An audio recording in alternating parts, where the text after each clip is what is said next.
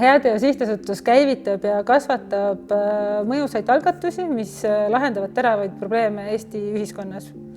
Me otsime selliseid tiime, kes tahavadki luua muutusi üle Eesti ja võib-olla veel kaugemale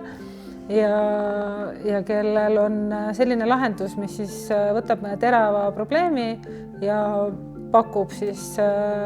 viisi selle probleemi lahendamiseks. Mina jõudsin ka Heateo juurde 2018 aastal, kui me Taavet Hindrikusega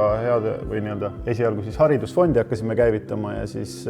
otsisime, kellega seda koos teha ja linna pealt mitu inimest soovitasid, et Heateo juures on üks mõjufond juba olemas,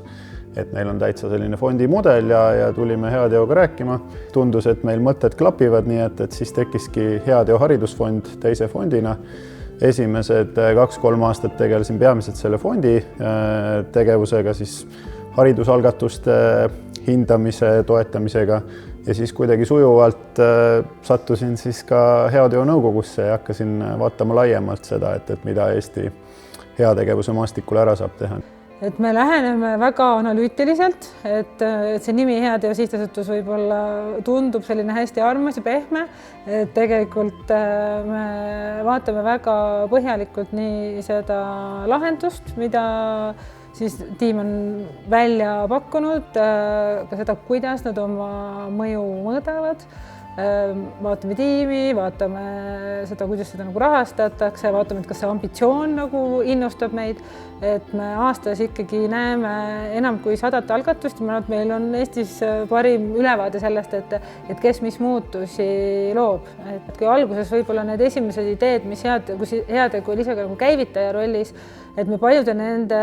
tiimidega töötame tegelikult tänaseni, lihtsalt roll muutub, et võib-olla kunagi see oli rohkem selline võib-olla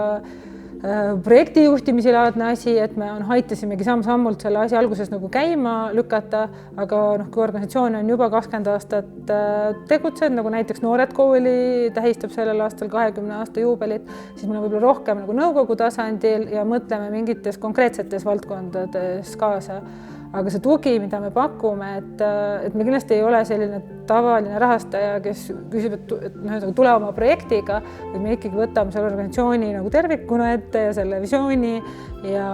lisaks sellele, et me fondidest saame toetada algatusi rahaliselt, me oleme ikkagi natukene tegevjuhi selline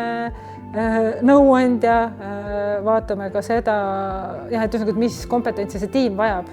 Minu vaates võib-olla annetus muutub investeeringuks siis, kui ta tegelikult toetab mingeid algatusi, mis annavad laiemat väärtust ühiskonnale. Et kui ma teen annetuse, mis aitab ühte haiget last või ühte koera, et siis ta võib olla annetus, aga kui ta toetab siis tõesti selliseid algatusi, mis lahendavad ühiskonnas tõesti probleeme, mis puudutab sadu tuhandeid ja sadu tuhandeid inimesi, et siis ta tegelikult ongi võib-olla selline filantroopia ja strateegiline sekkumine, et ühiskonnas päriselt on see probleem, mingid inimesed on märganud, neil on hea mõte, kuidas seda lahendada ja siis neid toetada nii rahaliselt kui ka tegelikult kogemustega. Ja mis mulle Heateo juures ka väga meeldib, ongi just see, et meil on mitmesaja liikmeline professionaalsete vabatahtlike võrgustik. Et mis iganes algatusel meie portfellis on mingit abi vaja, me saame leida, et on ta siis PR-spetsialist või värbaja või finantsjuht või keegi kolmas ja me saame kutsuda neid inimesi appi ja omakorda siis need inimesed saavad oma kogemustega panustada ühiskonda, aga teisest küljest nad näevad, et nad saavad ka mitmekülgset tagasisidet näha, kuidas teised organisatsioonid töötavad, sealt omakorda jälle midagi õppida oma organisatsiooni tagasi. Nii et minu jaoks see on ka hästi suur väärtus, et tegelikult ka selline vabatahtlike aja panustamine.